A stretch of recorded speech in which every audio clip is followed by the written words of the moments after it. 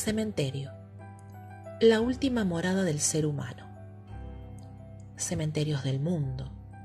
¿Cuántas ciudades, pueblos, comunidades de humanos existen en nuestro planeta? Y cada una con su propio cementerio. Lugar de descanso eterno. Respetado por muchos, estudiados e investigados por otros. Hasta se suele convertir en el sitio elegido para aquellos que se sirven de sus tierras, para hacer hechizos que, crean o no, tienen quizás algún resultado. Pero los cementerios no se crearon hace algunos años, o hace poco. Los cementerios son lugares sagrados de descanso, que existieron desde siempre. Son parte del patrimonio tangible e intangible de una comunidad. Es un lugar de memoria. Algunos permanecen en el tiempo, preservados y hasta convertidos en lugares de turismo, porque son tan grandes que hasta conforman una especie de ciudad dentro de la propia ciudad a la que pertenecen. Hay tantas construcciones vistosas y decoradas dentro de ellos que permiten al vivo transformarlas en lugar de paseo. Estos cementerios se encuentran en algunas grandes ciudades del mundo. Otros fueron cambiados de lugar, exhumando los cadáveres ya casi consumidos por los años y hasta algunos que ya desaparecieron, llevándolos a otra tierra, pero siempre conformando ese lugar de paz eterna. Pero otros fueron olvidados e ignorados, promoviendo y logrando su completa desaparición, edificando nuevas ciudades por sobre sus tierras. Y es ahí donde surgen leyendas e historias de índole paranormal, que se transforman en experiencias de horror para quienes osan vivir sobre ellas o para quienes no saben el origen de ese terreno donde construyeron su casa, su hogar, y que en definitiva no es de ellos, sino de los muertos que quedaron sepultados y olvidados debajo del cemento. Rubén era un chico, hijo de padres humildes, que se habían levantado su casita y que tenían en el fondo de su patio un corral con animales para criar y alguna que otra siembra. Trabajaban mucho para poder subsistir y no tenían mucho dinero, así que los días eran de arduo trabajo.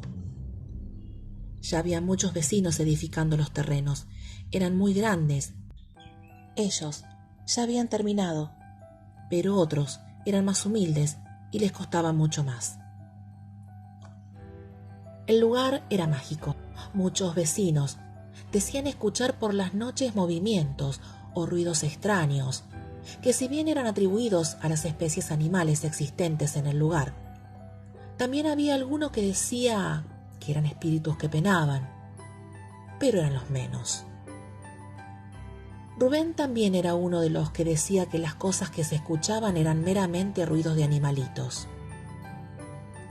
Por su parte, era muy compañero de su padre y lo ayudaba en todo lo que podía. Era joven y fuerte.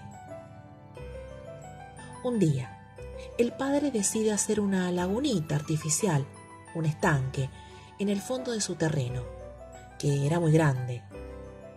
La necesitaba para el riego y para sus animales. Y así lo hicieron. Habló con empresas de construcción y comenzaron a cavar para hacer esa laguna tan necesaria. Mientras las máquinas cavaban, todo estaba perfecto. El trabajo se estaba haciendo a la perfección, pero esas cosas raras que se escuchaban se fueron haciendo más continuas y hasta más intensas. Pasaron los días. El padre le pide que vaya al estanque a buscar agua a los animales, como lo hacía siempre. Pero Rubén nunca regresó. Al no aparecer, los padres de inmediato hicieron la denuncia. No entendían si es que Rubén había salido en algún momento de su casa, y no lo vieron. Pero era ilógico perderse en su propia casa. ¿Cómo sería posible? No entendían lo que ocurría, no se les pasaba por la cabeza una sola idea que los pudiera guiar. Así que la policía llegó a la casa y comenzaron a investigar el lugar. Estuvieron casi una semana entera buscando a Rubén y no hallaban nada, ni un indicio. No había rastros, parecía que se lo había tragado la tierra. No se podía entender por qué desaparecer de esa forma, por qué irse si se había ido, en qué momento, porque nadie lo vio salir, cuál había sido el motivo de su huida. Pero al sexto día, Rubén aparece. Estaba conmovido, pensativo, perdido, se podía decir desorientado. Imaginarse los sentimientos encontrados de la familia al verlo, de golpe, así de la nada. ¿Dónde estabas?, le preguntaron. ¿Por qué te fuiste así? ¿Qué te pasó? ¿En qué pensabas? Rubén, todavía fuera de sí mismo, le dice que él nunca se fue, que estuvo siempre en la casa. ¿Pero dónde?, preguntaron. ¿En qué parte? Buscamos por todos lados, por todos los rincones. Rubén, agarrándose la cabeza, les dice que estaba dentro del estanque, debajo del agua. ¿Pero cómo podía ser? ¿Cómo pudo sobrevivir si debajo del agua es imposible respirar? Además estuvieron rastrillando el estanque y no había nada más que tierra y vegetales acuáticos. Y buscaron una y 1000 veces. Rubén se recupera un poco y les dice: yo estaba en el fondo del estanque. Me tenía secuestrado una mujer. No me dejaba salir. Yo los veía pasar, les gritaba, pero no me escuchaban. Ella me tenía agarrado de los pies, no me soltaba, y mientras me sostenía, me decía que ella era una bruja aborigen, y que está enojada porque todos nosotros estamos viviendo sobre su tierra santa, que ese era el lugar de juego de sus hijos, y ese estanque en especial está en el lugar que ella custodia. Todos quedaron perplejos, anonadados. No podían creer lo que Rubén les contaba. Era algo tan increíble, tan intangible, y nada podía comprobarse, porque todo estaba en la vivencia de Rubén, en la mente de Rubén. Eran sus palabras las que decían su verdad. Estaba en su familia creerle o no. Pero a las pruebas de búsqueda había que remitirse, y a la aparición misma de Rubén, tan repentina y de la nada. Después de este suceso, los vecinos averiguaron sobre la pertenencia anterior de estas tierras.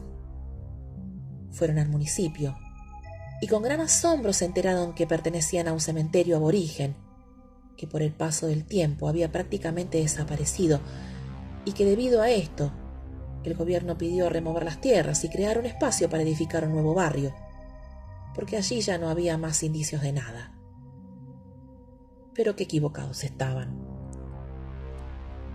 Esas tierras estaban mezcladas con los cuerpos desintegrados por el paso de los siglos de esas personas fallecidas. Tuvieron que bendecir ese lugar. Lo curaron. Ayudaron a apaciguar esos espíritus inquietos que con justa razón reclamaban su lugar de paz. Hoy Rubén vive en Buenos Aires. Allí se fue a forjar su futuro. Pero ¿cómo sobrevivió Rubén en el fondo del estanque?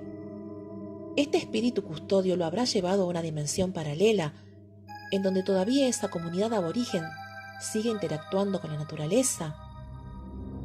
Nadie, ni siquiera él sabe cómo explicar semejante experiencia paranormal. Él dejó su vivencia para ser escuchada, experiencia increíble que solo él sabe que fue tan real como la vida misma. nunca desapareció ese cementerio.